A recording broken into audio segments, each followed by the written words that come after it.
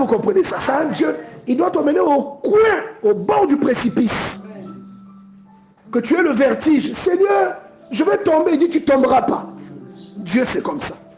Après, tu tombes et tu vois quelqu'un t'attrape. Dieu, il est comme ça. Alléluia. C'est comme ça que lui, il se comporte. Quand nous lisons le livre d'Exode, on va aller au chapitre 2. On nous raconte l'histoire de Moïse. Si nous partons au verset 11, la Bible dit,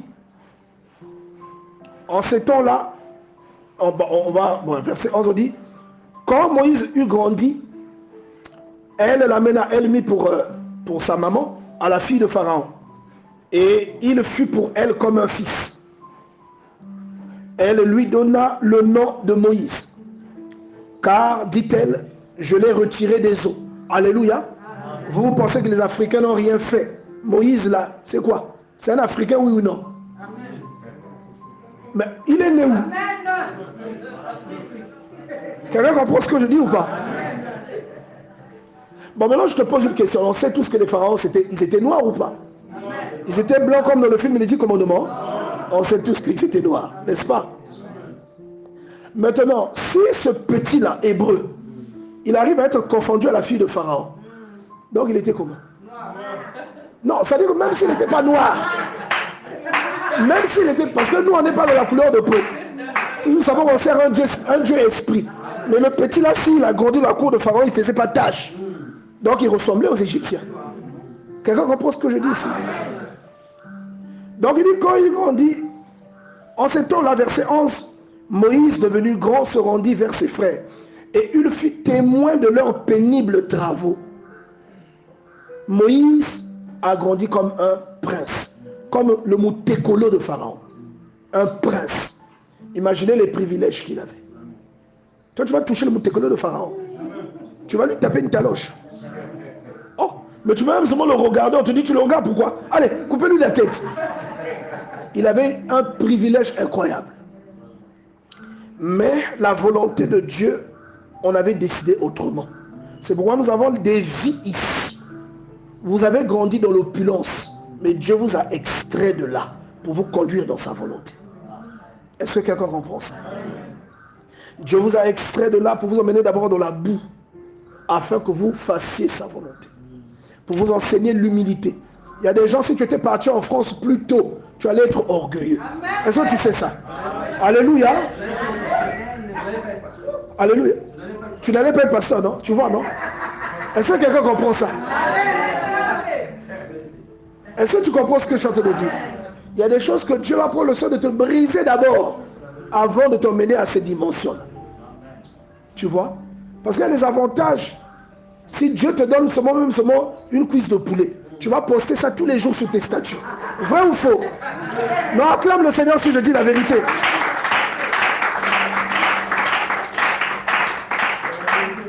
Tu vois ça? Et on explique ici que Moïse a tué quelqu'un pour défendre un des gens de son peuple. Et qu'à cause de ça, il s'est enfoui. Et lorsqu'il s'est enfoui, il est allé dans un pays qu'on appelait Madian. Et là-bas, il a mené une vie de réfugié, une vie d'exilé. Il a vécu loin des siens. Il ne pouvait plus voir même ses frères. Et il a vécu là-bas pendant 40 années. Parce que quand il a quitté l'Égypte, il avait 40 ans. Donc Moïse, c'est l'image de quelqu'un qui a renoncé. Qu'est-ce qu'il en avait à faire de tout ça? Il aurait pu rester tranquille au palais. Je ne sais pas si vous comprenez ça. Mais il a renoncé à ça pour suivre son cœur. Et généralement, ton cœur, c'est Dieu qui te parle dedans. Il a renoncé à l'opulence.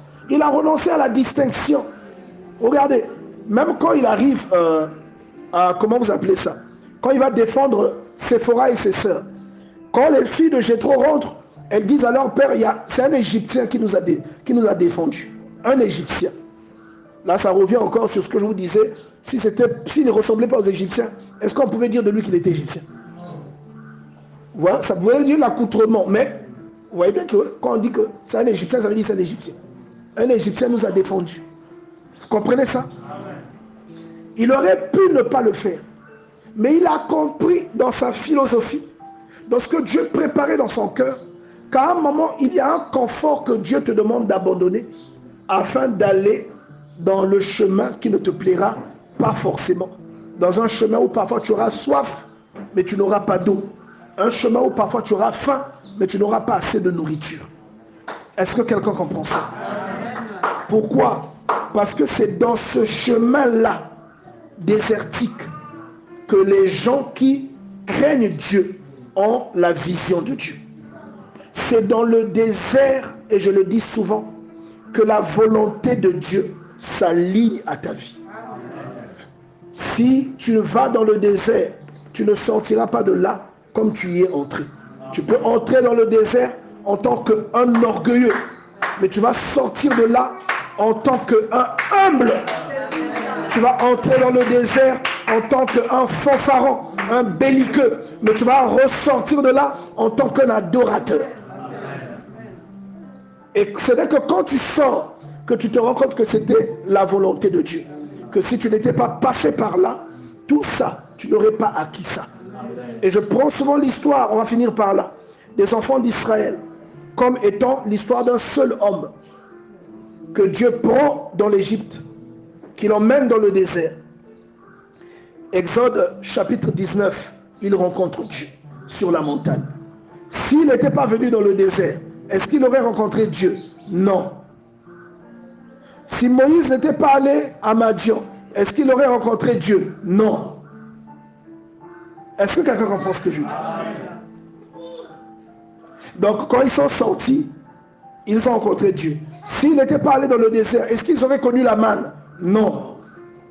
Quelqu'un comprend ça? 1 Samuel chapitre 9 vous raconte l'histoire d'un homme qu'on appelle Saül. Il va à la rencontre de la royauté parce que son père a perdu ses ânesses. Vous comprenez ça? Parce que son père a perdu ses ânesses. On lui dit d'aller chercher les ânesses. Il va les chercher. Il va les chercher pendant plusieurs jours. 3 jours, je crois.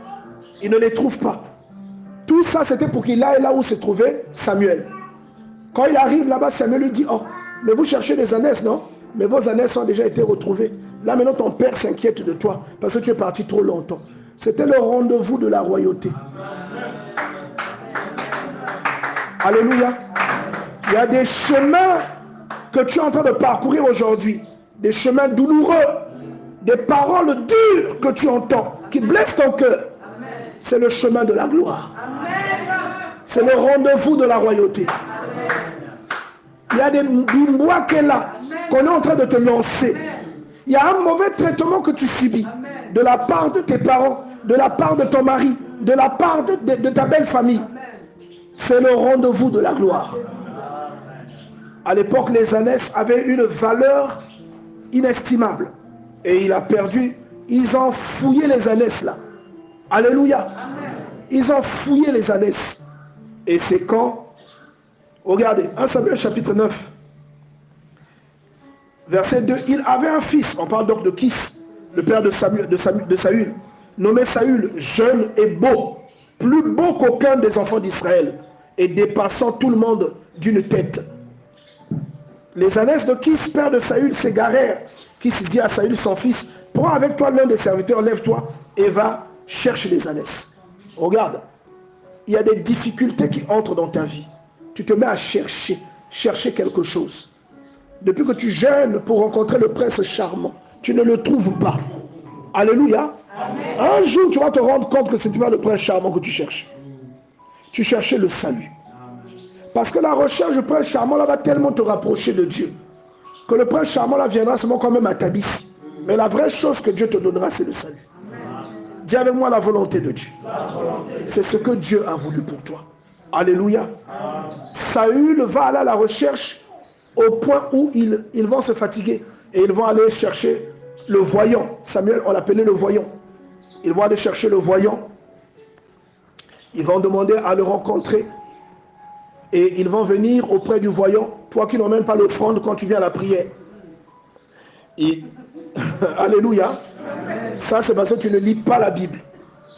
Vous avez vu tout à l'heure, ce qu'ils ont fait là, les frères Christian, Madame Kilo, Sœur Lise, Maman Victoire, ce qu'ils ont fait, ça s'appelle une sémence. Vous comprenez ça? Amen.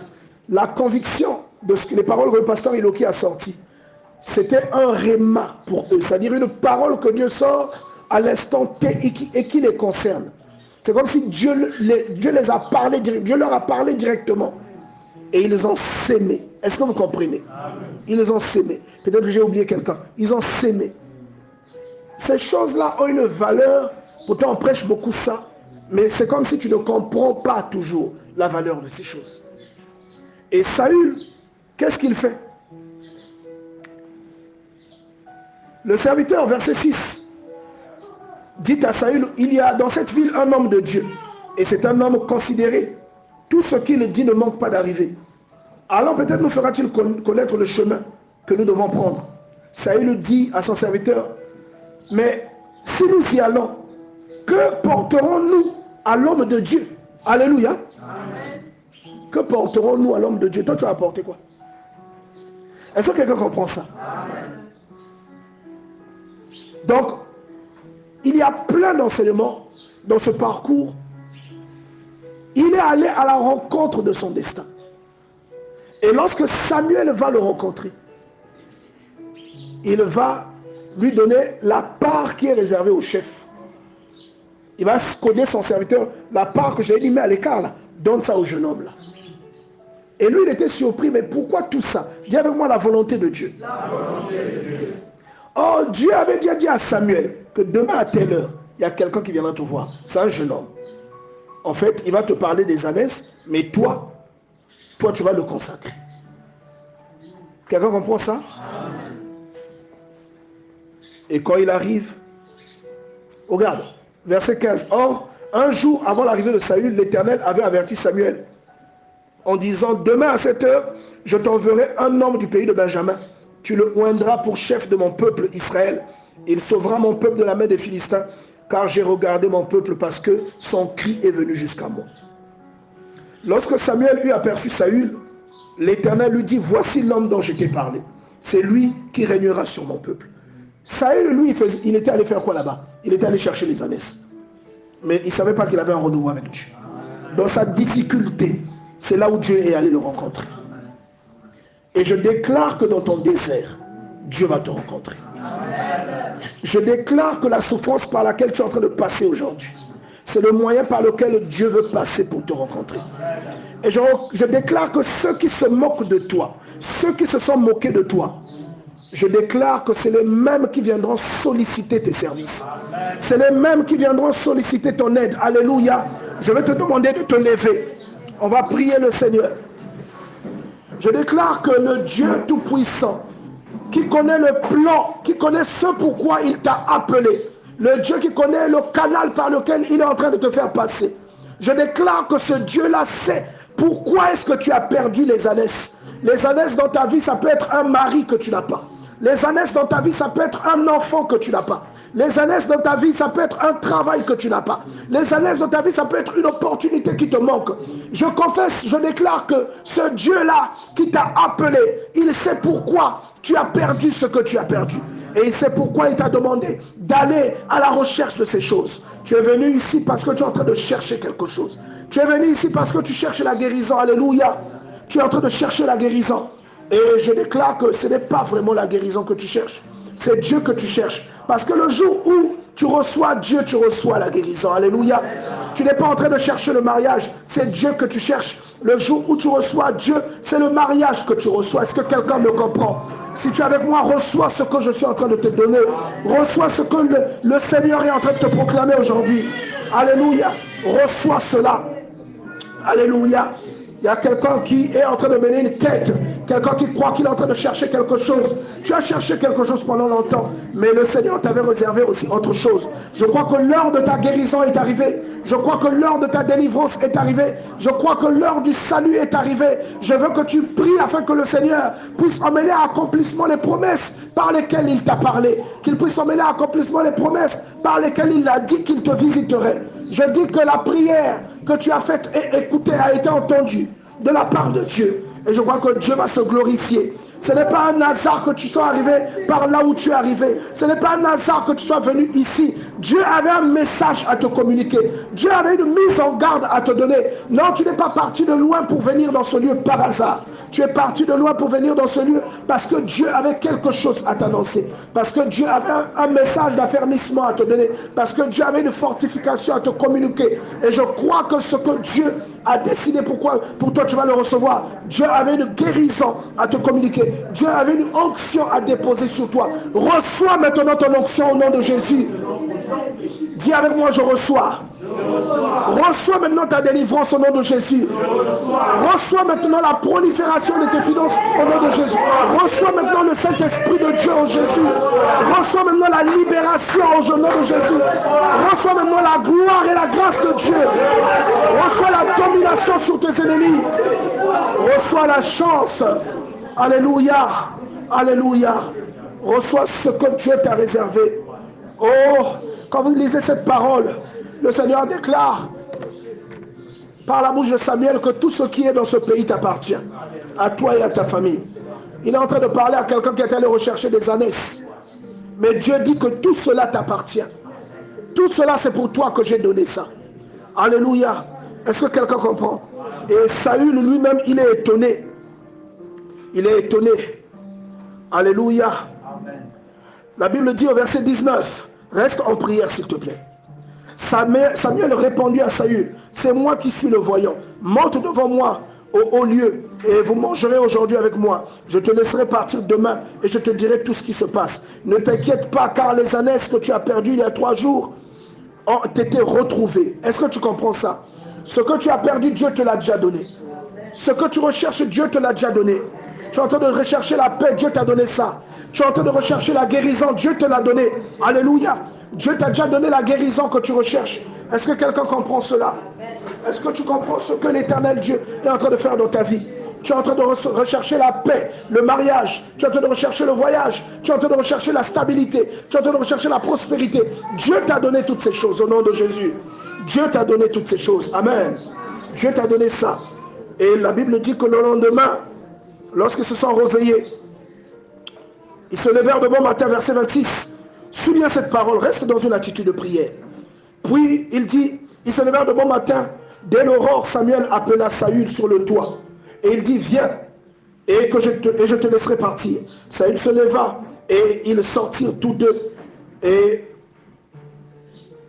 quand ils furent descendus à l'extrémité de la ville, Samuel dit à Saül, dis à ton serviteur de passer devant nous. Bien-aimé, tout ce que Dieu a envie de te dire, ce n'est pas tout le monde qui doit écouter ça. Donne-moi un amen s'il te plaît. Amen. Il y a des choses que Dieu a envie de te dire dans le secret. Parce que ce sont des choses qui concernent sa volonté pour toi. Et sa volonté pour toi, c'est ton destin. Alléluia. Amen. Il y a des choses que Dieu te dit dans ton sommeil. Mais personne autour de toi ne sera au courant de ça. Ce n'est pas que tu ne veux pas dire à la personne. Mais c'est que Dieu ne veut le dire qu'à toi. Est-ce que quelqu'un comprend ça? Amen. Et la Bible dit que quand ils sont passés, le serviteur passa devant eux. Saül dit à Samuel, arrête-toi maintenant, reprit Samuel, et je te ferai entendre la parole de Dieu. Samuel prit une fiole d'huile, et il répandit sur la tête de Saül. Il l'embrassa, et il dit, l'Éternel ne t'a-t-il pas oint pour que tu sois le chef de son héritage? Et vous voyez que Saül est lui-même surpris. Je déclare que tu vas entendre une nouvelle qui va te surprendre au nom de Jésus-Christ. Dis avec moi, je reçois. Il faut recevoir lorsque je fais une déclaration comme ça. Nous sommes dans une prière prophétique et je crois que le Seigneur va accomplir ce qu'il est en train de te dire aujourd'hui. Il y a une parole, une déclaration qui va te surprendre ces jours-ci. Il y a une chose que Dieu va te donner. Ça va te surprendre et tu viendras témoigner. Alléluia. Et il lui dit, aujourd'hui, après m'avoir quitté, il lui annonce ce qui va arriver. Il va même lui dire que l'Esprit de Dieu fondera sur toi et tu vas prophétiser. Il y a quelqu'un qui est venu chercher des ânesses, mais il va rencontrer Dieu. Il y a quelqu'un qui est venu chercher la guérison, mais il va recevoir l'onction. Il y a quelqu'un qui est venu chercher la paix et la tranquillité, mais il va recevoir l'élévation. Et je te dis que l'élévation emmène les problèmes de la vie de quelqu'un. Je te dis que l'onction de Dieu emmène les problèmes et la tribulation. Est-ce que tu es prêt à recevoir ça? Est-ce que tu es prêt à recevoir ça? Et je vais te dire qu'il y a des choses qui viennent dans ta vie que Dieu te donne. Ça amène des secousses, mais Dieu te donne la force pour résister à ces secousses-là. Dieu ne va pas te sortir de là, mais Dieu va te donner l'énergie pour que tu reçoives les secousses, mais pour que tu résistes à ces secousses-là. Et il va te donner l'énergie pour que tu combattes contre les secousses en question. Tu vas combattre et tu vas tenir debout. Et ces secousses-là n'auront plus de valeur. Ces secousses-là n'auront plus de valeur au nom de Jésus-Christ. Alléluia. Dieu va te donner ces choses. Est-ce que quelqu'un comprend ça? Dieu va te donner ces choses. Ces choses-là sont pour toi. Alléluia. Est-ce que quelqu'un comprend ça? Tu vas recevoir la guérison au nom de Jésus-Christ. Tu vas recevoir ce pourquoi tu es venu. Il y a quelqu'un qui est venu pour recevoir, pour rechercher quelque chose d'éphémère. Mais Dieu a décidé de te donner la guérison. Il a décidé de te donner la délivrance. Il a décidé de te donner la restauration que tu recherches. La restauration que tu recherches, Dieu te l'accorde au nom de Jésus. Elle est pour toi, bien-aimé dans le Seigneur. Elle est pour toi, dis je reçois. Il y a une onction. La Bible explique que lorsque l'Esprit de Dieu a fondu sur Saül, on dit que c'est pourquoi l'adage qui dit Saül est-il parmi les prophètes, c'est pourquoi cet adage-là aussi est déclaré au nom de Jésus. Et toi qui es là, ici, devant cet autel, je déclare que Dieu est en train de déposer sur toi toutes les choses. Je suis en train de voir le Seigneur déposer une grâce extraordinaire. Est-ce que quelqu'un, je vais demander qu'on coupe le live parce qu'on va rentrer, le Seigneur est en train de nous faire rentrer. Alléluia. Je vais demander qu'on coupe le live. Dieu nous fait rentrer dans la chambre secrète. Alléluia. Dieu est en train de nous faire rentrer dans la chambre secrète.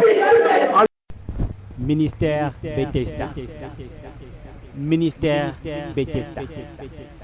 Ministère Bethesda.